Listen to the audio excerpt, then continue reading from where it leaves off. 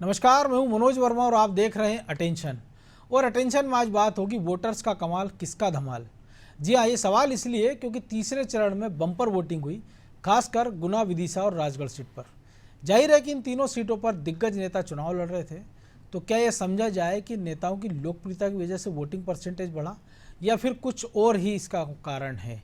हालांकि इसको लेकर बीजेपी और कांग्रेस दोनों के अपने तर्क हैं, लेकिन सवाल तो यह है कि तीसरे चरण में हुई बम्पर वोटिंग का राज क्या है और आखिर इस बढ़े हुए मतदान के मायने क्या हैं और क्या ये नए समीकरण किसके पक्ष में हैं। आज इन्हीं सवालों के आसपास चर्चा करेंगे, लेकिन पहले ही रिपोर्ट देखिए।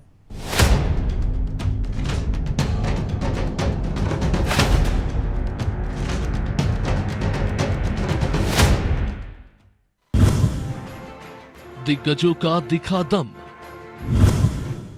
वोटों की बारिश हुई झमाझम। तीसरे चरण के चुनाव में दिग्गजों का दम देखने को मिला। राजगढ़, गुना और विदिशा में वोटिंग का मीटर पूरी रफ्तार से दौड़ा। रफ्तार इतनी तेज थी कि पिछले चुनाव का रिकॉर्ड भी टूट गया। दरअसल यहां से वोटिंग प्रतिशत इसलिए भी बढ़ा क्योंकि इन 3 सीटों पर दिग्गज उम्मीदवार मैदान में थे। राजगढ़ में बढ़े हुए मतदान का श्रेय दिग्विजय को दिया जा रहा है, तो गुना और विदिशा में बम्पर वोटिंग सिंधिया और शिवराज के बदौलत बताई जा रही है। हालांकि हाई प्रोफाइल सीटों पर बढ़े हुए मतदान को लेकर बीजेपी का क्या तर्क है, वो जान लीजिए। मध्य प्रदेश में भारतीय जनता पार्टी के कार्यकर्ताओं ने तीसरे चरण में मतदान प्रतिशत बढ़ाने के लिए अथक प्रयास किए, जिसका परिणाम है कि तीसरे चरण में अधिकांश स्थानों पर बहुत अधिक मतदान हुआ। साथ ही भारतीय जनता पार्टी की लोकप्रियता भी अधिक मतदान का कारण बनी। चाहे गुना हो, चाहे विदिशा हो, भाजपा के नेता शिवराज सिंह चौहान जी, ज्योतिरादित्य सिंधिया जैसे नेताओं की लोकप्रियता ने भी कहीं ना कहीं ज्यादा मतदान में अहम भूमिका निभाई। दूसरी तरफ राजगढ़ में दिग्विजय सिंह को हराने की होड़ ज्यादा मतदान का कारण बनी। पहले और दूसरे चरण में कम वोटिंग हुई थी, लेकिन तीसरे फेज में बड़ी वोटिंग का क्रेडिट दिग्गज नेताओं को दिया जा रहा है। और इसकी वजह भी है क्योंकि राजगढ़ में 75.39% वोटिंग हुई, जो पिछले चुनाव से 1% ज्यादा है। गुना में 2019 के मुकाबले 1.63% ज्यादा वोटिंग हुई और 71.95% मतदान रहा।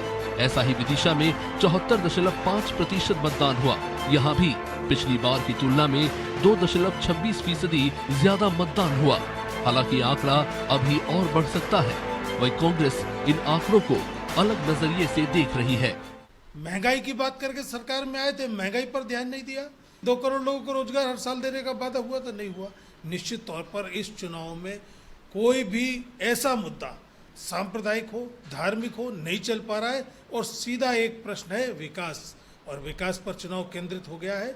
इसलिए जितने भी नाम लिए आपने, यहाँ पर कहीं ना कहीं सरकार के खिलाफ ऐसा वातावरण है, वो लोग उत्साह में इस सरकार को बदलने के लिए वोट दे रहे हैं। गौर करें तो पहले चरण की छिंदवाड़ा भी ऐसी ही हॉट सीट थी, जहां मतदान का प्रतिशत बढ़ा था और इसका श्रेय कमलनाथ को दिया गया क्योंकि उन्होंने भी दिग्विजय सिंह, शिवराज सिंह चौहान और ज्योतिरादित्य सिंधिया की तरह अपने क्षेत्र में जमकर प्रचार प्रसार किया। लिहाजा उसका असर भी दिखाई दिया। कुल मिलाकर कहा जाए तो पहले चरण से लेकर तीसरे चरण में दिग्गजों का दम देखने को मिला। हालांकि बढ़े हुए वोटिंग परसेंट के मायने क्या है, किस दिग्गज के पक्ष में ये जाएंगे, इस वोटिंग ट्रेंड से क्या अंदाजा लगाया जाए, इन तमाम सवालों के जवाब 4 जून को ही मिलेंगे। ब्यूरो रिपोर्ट, अनादि टीवी।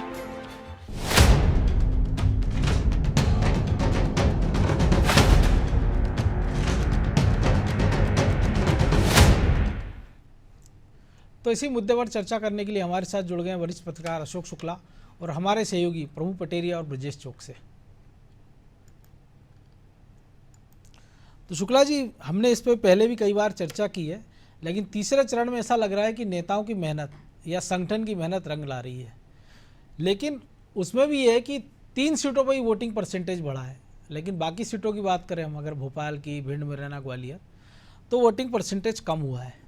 कई बार ये माना जाता है कि जब ज़्यादा वोटिंग होती है तो एंटी इनकम्बेंसी है, तो क्या आधी सीटों पे बढ़ती दिखाई दे रही है, या जहाँ थोड़ा सा मतदान प्रतिशत बढ़ा है तो कहा जाता है कि प्रो इनकम्बेंसी है। तो ये भी एक अलग तरह का ट्रेंड दिख रहा है। तो ये 2 तरह के ट्रेंड आपको लग रहा है इस चुनाव में है, या चुनाव एक ही ट्रेंड में जाता दिख रहा है, वोटिंग परसेंटेज में थोड़ा बहुत अंतर है? देखिए, जो जिन 3 सीटों की अभी आप चर्चा कर रहे हैं, गुना है, विदिशा है और राजगढ़ है, अगर यहाँ पे वोटिंग परसेंटेज बढ़ा है तो मुझे लगता है कि जो यहाँ प्रत्याशी थे, ये उनका प्रभाव था, या कहिए कि उनकी अपनी कोशिश थी, उनके जो मतदाता थे उनको घरों से निकालने में ये लोग कामयाब हुए हैं। और इसका फायदा भी निश्चित तौर पर इन्हीं प्रत्याशियों को मिलेगा। जैसे आप गुना की अगर बात करते हैं तो गुना में जो 1-1.5% का फर्क आ रहा है, तो ये बहुत स्वाभाविक है, क्योंकि वहां पे सिंधिया जैसा एक चेहरा था जो कि वो परंपरागत सीट थी।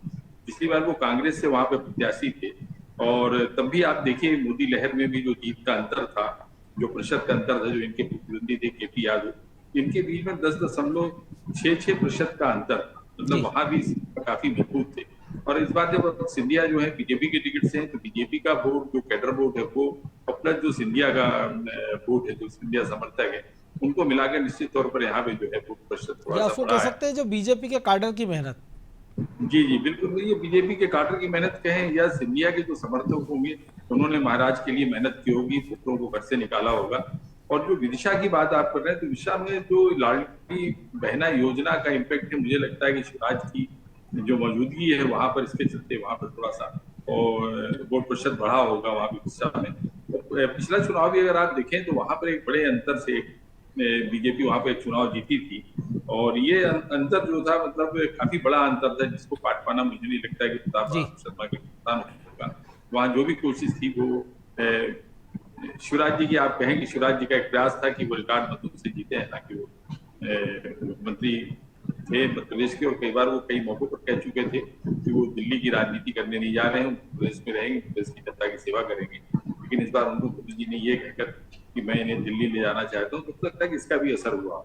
और जो राजगढ़ की बात है, तो राजगढ़ में निश्चित तौर पर ये दिग्विजय सिंह के लिए करो और मरो का क्षण था। हालांकि वो दराज नेता है, वो कह भी चुके हैं कि काफी चुनाव है, वो काफी भावनात्मक अपील कर रहे थे। यहाँ पे दिग्विजय सिंह की कोशिश है, जिसके चलते जो चुनाव में ये बढ़ा हुआ प्रतिशत हम लोग जो देख रहे हैं, तीसरे चरण में जो 3 सीटों थोड़ा सा ठीक ठाक वोटिंग हुई है, उसकी यही वजह है कि यहाँ के जो प्रत्याशी थे उनका व्यक्तिगत प्रयास था, और उन्हीं की कोशिशों के चलते इन्हीं 3 सीटों पर आप देखें तो मतदान का प्रतिशत बढ़ा।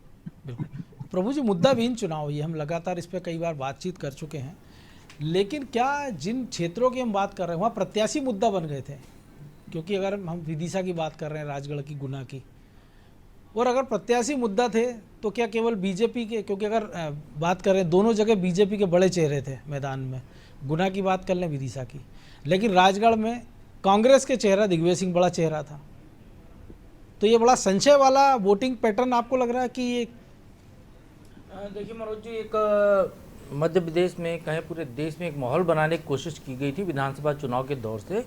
मध्य प्रदेश के मन में मोदी, एमपी के मन में मोदी, छत्तीसगढ़ के मन में मोदी, राजस्थान के मन में मोदी, जहाँ जहाँ चुनाव चल रहे थे, एक ऐसा लगा विधानसभा चुनाव जिस तरीके से मध्य प्रदेश में जो जीत हुई बीजेपी की, बहुत शानदार सीटें आई, बिल्कुल, तो ये एक माहौल बना कि भाई वो शिवराज सिंह की लाडली बहना, जो अभी अशोक शुक्ला जी कह रहे थे, लाडली बहना का तो असर था ही था, शिवराज का था, लेकिन उसमें मोदी नाम का मैजिक भी यहाँ पर जुड़ा हुआ था। लेकिन अभी हम जब देख रहे हैं लोकसभा चुनाव में, ये जो इस बार के चुनाव में खासकर, तो जैसे 2019 में जो मोदी जो है राष्ट्रवाद की नाव पर सवार, राष्ट्रवाद के ये कहें जंबो जेट पर सवार थे मोदी। 2014 में वो अच्छे दिन की नाव पर सवार थे, 2019 में वो राष्ट्रवाद के जंबो जेट पर सवार थे। बड़ी तेज़ी से वो जो है पूरे देश में उनके जंबो जेट ने भ्रमण किया, और यूँ लगा कि मोदी नाम की पूरी मैजिक छाया हुआ है पूरे देश में। वो स्थिति अभी नज़र नहीं आ रही है। और एक नैरेटिव था, घर में घुसकर मारा है। हाँ, वो स्थिति अभी नज़र नहीं आ रही है। निश्चित तौर पे इस बार यदि ये तीनों तीसरे चरण की ये तीनों सीटों को हम देखते हैं, तो यहाँ पर व्यक्ति बड़ा है, जो लोकल कैंडिडेट है वो पार्टी से बड़ा दिखाई दे रहा है। आप इसको पहले चरण से जोड़िए, मध्य प्रदेश की एक छिंदवाड़ा सीट से, जहां सबसे ज्यादा पोलिंग हुई थी, और अभी तक इन सारे तीनों चरणों में सबसे ज्यादा वोटिंग भी छिंदवाड़ा की है, जहां पर भी एक व्यक्ति चुनाव लड़ रहा था, बेटा कैंडिडेट था, लेकिन बाप चुनाव लड़ रहा था, कमलनाथ, जिसकी 44 साल की वहां पर लोगों से जुड़ाव था। पूरी बीजेपी लगी रही वहाँ पर, लेकिन जो नतीजा जो भी हो, लेकिन उस चुनाव को रोचकता जो है कमलनाथ की वजह से थी, और निश्चित तौर पर वहाँ के वोटर निकले और बहुत ज़्यादा वहाँ पर पोलिंग की गई। उसके बाद हम राजगढ़ देखते हैं, यदि उसके बाद यदि आते हैं तो राजगढ़ में सबसे ज़्यादा मतदान हुआ। उसके बाद यदि 76% करे से ऊपर मतदान यदि राजगढ़ में हुआ है, तो यहाँ पर भी एक व्यक्ति जो है ज़्यादा महत्वपूर्ण है, कांग्रेस कैंडिडेट, जिसके सामने बीजेपी कैंडिडेट उतना महत्वपूर्ण नहीं है, जो 2 बार का सांसद है, लेकिन वो उसके कारण यहाँ पर वोटिंग हुई। यदि ये सिंधिया से तुलना करें तो सिंधिया बड़ा चेहरा दिखते हैं, बीजेपी जैसी नाव पर वो सवार हैं जहाँ पर कि उनको कार्यकर्ताओं की पूरी फौज है, उसके बावजूद भी वोटिंग परसेंटेज में और सिंधिया के पक्ष में एक लहर भी है वहाँ पर। निश्चित तौर पर वहाँ की जनता के मन में, मतदाताओं के मन में कहीं ना कहीं एक थोड़ा सा भाव है, उसको आत्मग्लानि भी कह दें, रंज भी कह दें या स्नेह भी कह लें, कि एक भाव है कि यार पिछले बार महाराज को हरा दिया था, इस बार तो महाराज के पक्ष में जाना है। उसके बावजूद वहाँ से ज़्यादा पोलिंग राजगढ़ में हो रही है, जिसके बारे में चुका हुआ नेता कहा जा रहा था, जिसके बारे में मान लिया जा रहा था कि दिग्विजय सिंह तो जहाँ भी से भी चुनाव लड़ेंगे हारेंगे। हार जीत अपनी जगह मनोज जी, लेकिन दिग्विजय सिंह ने जो चुनाव लड़ा है जिस तरीके से, वो अपने आप में पूरे देश में इस बार के लोकसभा चुनाव में एक मिसाल है कि एक व्यक्ति 78 साल की उम्र में 20-20 किलोमीटर पैदल चल रहा है, लोगों से मिल रहा है, उनके साथ पंगत पे संगत कर रहा है, लगातार सक्रिय है। तो वो निश्चित तौर पर चुनाव कैसे लड़ा जाता है उन्होंने दिखाया है इस पूरे चुनाव में।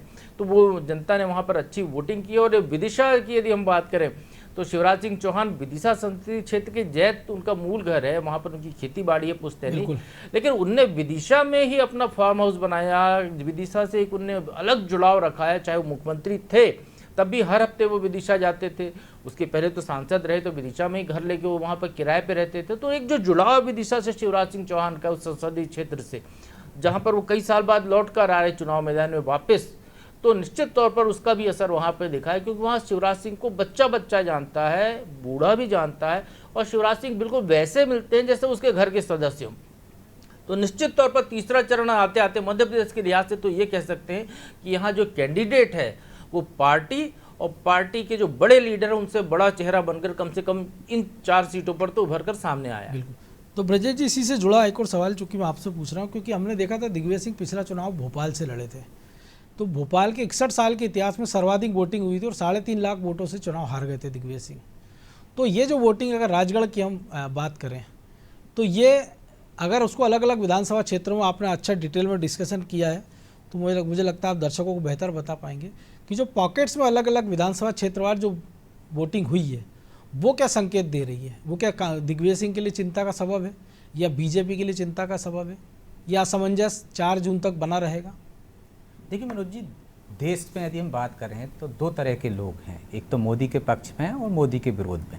ये फार्मूला मुझे लगता है दिग्विजय सिंह पर भी सटीक बैठता है। एक उनके चाहने, जो होता हाँ, उनको चाहने वाले भी हैं, उनके विरोधी भी हैं। शायद ये वजह है कि दिग्विजय सिंह यदि भोपाल में खड़े होते हैं तो सर्वाधिक मतदान होता है। यही वजह है कि यदि वो राजगढ़ से खड़े होते हैं तो ज़्यादा से ज़्यादा मतदान होता है। लेकिन जिस मतदान की हम बात कर रहे हैं, जिन सीटों की बात कर रहे हैं, 2 सीटें हैं उनके पास सिर्फ। यदि हम बात करें कि जहाँ से उनके बेटे हैं जयवर्धन सिंह, और एक सुसनेर की जहाँ से कांग्रेस के एमएलए हैं। लेकिन मतदान प्रतिशत की बात करें, यदि हम पिछली बार की भी बात करें, तो वहाँ जब लोकसभा के चुनाव होते हैं तो जयवर्धन वहाँ पे एक तरह से लूज करते हैं और बीजेपी के उम्मीदवार को राधोगढ़ से लीड मिलती है। सुसनेर की बात करें तो वहाँ पर भी इस बार कम मतदान हुआ है, और जो बीजेपी के पॉकेट हैं वहाँ पर ज़्यादा से ज़्यादा मतदान हुआ है। तो कहीं ना कहीं ये एक तरह से लगता है कि दिग्विजय सिंह के खिलाफ भी जा सकता है, या वो संघ की पृष्ठभूमि भी है, जनसंघ से दौर से वहाँ पे संघ सक्रिय है। तो बीजेपी की वजह से भी यदि दिग्विजय सिंह मैदान में है तो बीजेपी के कार्यकर्ता,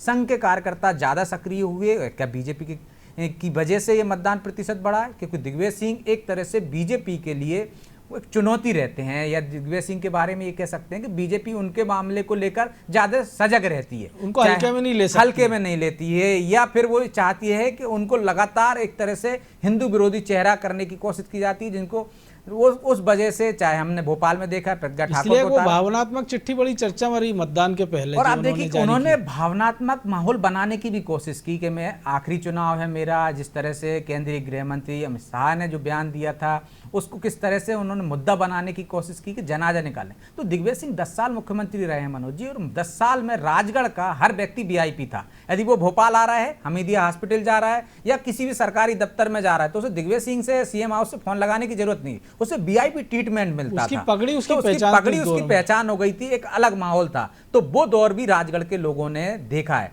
तो क्या उसका लेकिन यहाँ उस दौर असर को भी दिखेगा? 20 साल हो गए ना, 20 साल हो गए। लेकिन देखिए आप 20 साल बाद, तो वो तो 33 साल बाद मैदान में उतरे हैं ना, तो लोगों का एक जुड़ाव रहता है। तो ये उनके पक्ष में भी जा सकता है, ये उनके खिलाफ में भी जा सकता है। जिस तरह की दिग्विजय सिंह को लेकर यदि बीजेपी ज्यादा सक्रिय हुई, अपने मतदाताओं को उसने ज्यादा निकाला, तो हो सकता है उनके खिलाफ जा सकता है। और उन्होंने भावनात्मक अपील की है, जिस तरह से उनने क्षेत्र के लोगों के लिए किया है, हो सकता है कि ये दिग्विजय सिंह के फेवर में भी जा सकता है। लेकिन ये निश्चित तौर पर है कि उनके मैदान में होने से एक बार फिर राजगढ़ में चुनाव रोचक हो रहे हैं।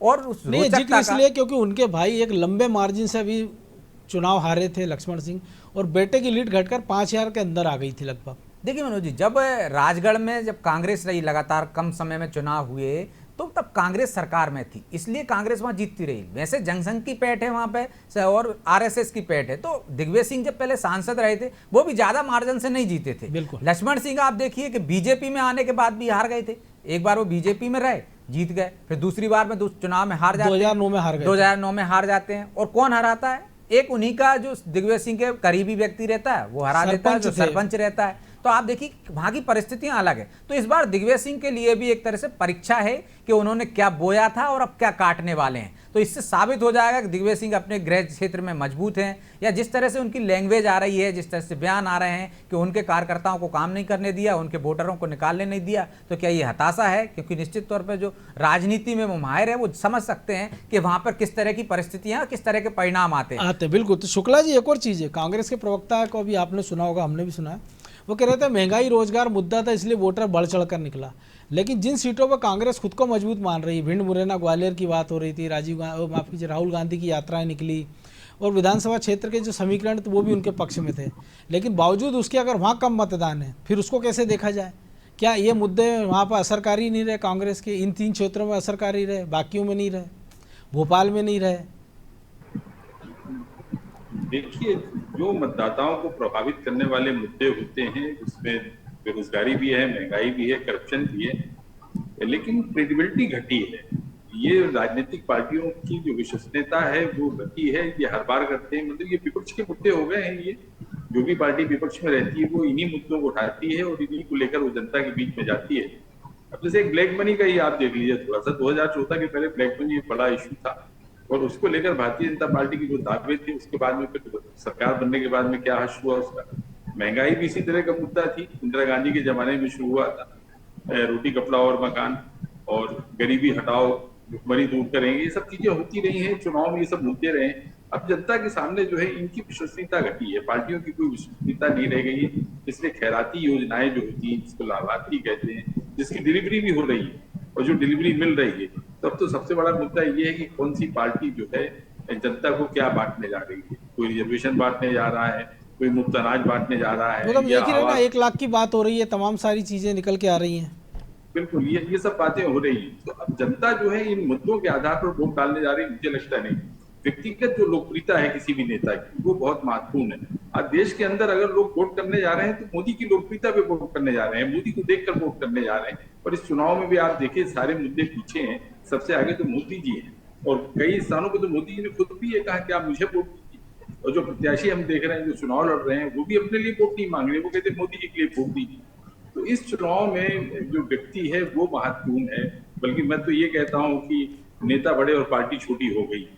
तो चाहे भारतीय जनता पार्टी की बात हो या कांग्रेस की बात हो, आप कांग्रेस में तो नेता हमेशा बड़े रहे, पार्टी की तो बाद में बात करते हैं, क्योंकि उनके तो जो अध्यक्ष है उन्हीं का बयान बहुत चर्चा में रहता है। लेकिन प्रभु जी, जो नेता बड़े हो गए, लेकिन एक जो चेतावनी भी थी कि कम वोटिंग को लेकर, क्या उसका भी कोई असर नहीं हुआ? या एक मतदाता के मन में एक भाव हो गया, जो 400 पार का जो हल्ला चल रहा था कि ठीक है, एक पार्टी को उनको लग रहा है ये तो जीत रहे हैं, लगातार जीत रहे हैं, तो ठीक है, घर से नहीं निकलना, क्योंकि अभी तो ना शादियों का सीजन था, ना उतनी गर्मी थी, क्योंकि दमोह सबसे गर्म था, हालांकि वहाँ अभी चुनाव था नहीं, हो चुका है। हाँ बिल्कुल, ये जो 400 पार का जो नारा है वो कहीं का, मुझे लगता है इस बार के अभी तक के चुनाव में बूमरैंग का काम वो ज़्यादा करता हुआ दिखाई दे रहा है कि आपने फेंका और उल्टा वापस आकर आपको ही लगता हुआ दिखाई दे रहा है मुद्दा। क्योंकि देखिए, तीसरा चरण आते आते सरंगे ख़त्म हो गए, शादियाँ का सीज़न चला गया, ना तो कहीं फसल कटाई हो रही है, ना कहीं कोई बुआई हो रही है, उस तरीके की कोई परिस्थितियां नहीं फसल भी नहीं कट रही है। हाँ, जब उस तरह की कोई परिस्थितियां नहीं है, जो कारण पहले और दूसरे चरण में बताए गए थे कि कार्यकर्ता वोटर नहीं निकल रहा है, तो उसके पीछे जो कारण गिनाए गए वो कारण तीसरा चरण आते आते खत्म हो गए थे। तो निश्चित तौर पर यदि अब भी वोटिंग नहीं हुई है बहुत सारी जगहों पर ढंग की, अच्छे वोटर नहीं निकले हैं, तो निश्चित तौर पर इसके पीछे वही नारा जो है 400 पार वाला। क्योंकि आप देखिए विधानसभा चुनाव बहुत अच्छा उदाहरण है हमारे सामने मध्य प्रदेश का, जो भी 4 महीने पहले हुआ था। कहीं ये सीधा कोई अनुमान नहीं लगा रहा था कि शिवराज या मतलब बीजेपी की सरकार वापस आएगी या कांग्रेस की सरकार आएगी। एक नेक टू नेक फाइट का मुकाबला, बोले बड़ा कड़ा मुकाबला, हाँ बोले 18 जैसा होगा, बड़ा कड़ा मुकाबला है, बोले पूर्ण बहुमत किसी को नहीं मिलेगा, आसपास रहेंगे दोनों दल, कोई भी सरकार बना सकता है। इस तरीके के एक माहौल खिंचा हुआ था। उसको लेकर राजनीतिक दलों के कार्यकर्ताओं में भी जोश था, वो गए घर घर वोटर निकलवाया, लोगों में भी वो था कि भाई मेरे एक वोट की बहुत बड़ी कीमत है, सरकार हो सकता है पलट जाए या वो जिस सरकार को चाह रहा है वो आने से चूक जाए। तो वोटर घर से निकला, वोट हुआ, और आप देखिए कि जो परिणाम अच्छा आया वहाँ पर एक पार्टी के पक्ष में। इस बार के चुनाव में आपने पहले ही एक नारा बिल्कुल फूंक दिया कई महीनों पहले से कि हम तो 370 जीत ही रहे हैं और 400 पार भी हम होने वाले हैं एनडीए के साथ। पे बता रहे कि कितनी सीट कहाँ से बिल्कुल कहाँ से आ रही हैं, आपने एक एक राज्य गिन दिया, सब गिन दिया। मध्य प्रदेश में 29-0 हो रहे हैं, तो कहीं कुछ हो रहा है, और 2 बार से हम राजस्थान और गुजरात और कई राज्यों में पूरी सीटें जीत रहे हैं, तो इस बार भी वहीं दिल्ली, उत्तराखंड, हिमाचल, बिहार। आप दिल्ली का मुकाबला इसलिए आपने विहीन कर दिया कि केजरीवाल एंड कंपनी जो है थी वो सब जेल में चली गई, आपको लगा दिल्ली आप जीत जाएंगे।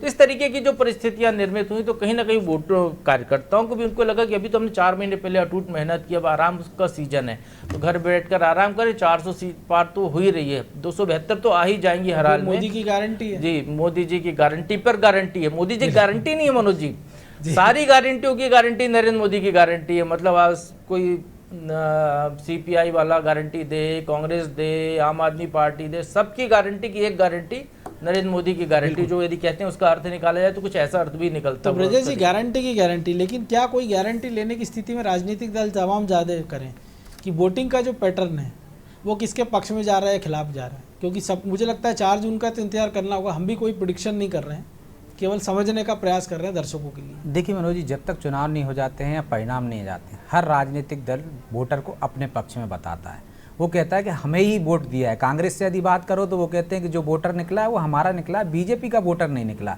बीजेपी की बात करो तो बीजेपी के नेता कहते हैं कि हमने तो अपना वोटर निकाल लिया, उनके पास तो संगठन ही नहीं है। तो ये वोटर के ऊपर है, वो वोट प्रतिशत से कुछ नहीं है। वो कई बार चौंकाने वाले परिणाम भी दे देता है। हमने देखा है कि जब 2003 में दिग्विजय सिंह की सरकार जा रही थी, वो खुद मानने को तैयार नहीं थे। जब तक झाबुआ, अलीराजपुर के इसके परिणाम नहीं आए तो वो कहते थे नहीं, अभी तो वहाँ की पेटियां खुलने दीजिए, आप देखिए वहाँ का परिणाम आने दीजिए, मैं सत्ता में बरकरार रहूंगा। बाद में हार मानते सबसे आखिर में जब परिणाम आ जाते हैं। और अब तो और आगे बढ़ गए हैं राजनीतिक दल, वो तो ईवीएम पर सवाल उठाने लगते हैं, हम तो जीत ही रहे थे, ईवीएम में कुछ गड़बड़ी। आज भी कांग्रेस के नेता मध्य प्रदेश में जो तो 4 महीने पहले विधानसभा के चुनाव हुए हैं, वो नहीं बचा पा रहे, क्योंकि वक्त कम है कि जिस ईवीएम पे कांग्रेस सवाल उठा रही, उसी ईवीएम में एक बटन नोटा का भी है। वो इंदौर में कह रहे हैं कि आप नोटा को दबा दीजिए, कांग्रेस तो है ही नहीं। तो ये भी एक बड़ा दिलचस्प मुकाबला है। बहरहाल वक्त इतना ही था, बहुत धन्यवाद आप तीनों का। तो निश्चित तौर पर तीसरे चरण का रण पूरा हो चुका। अब चौथे चरण की बारी मध्य प्रदेश है, या आखिरी चरण की। लेकिन जो बैटिंग का पैटर्न है वोटिंग का, वह बता रहा है कि हर चरण में वोटर ने अलग तरीके से मतदान किया है। लेकिन ये मतदान किसके पक्ष में है, किसके खिलाफ में है, सारे दलों के अपने अपने दावे। लेकिन हम फिर से आपसे दर्शकों से एक बार फिर अपील करते हैं कि चौथे चरण में जो भी दर्शक हैं, हमको देख रहे हैं, सुन रहे हैं, वो अपना वोट जरूर डालिए, लोकतंत्र को मजबूत करिए। अटेंशन में आज इतना ही, मुझे दीजिए इजाज़त और आप देखते रहिए आनादी टीवी। नमस्कार।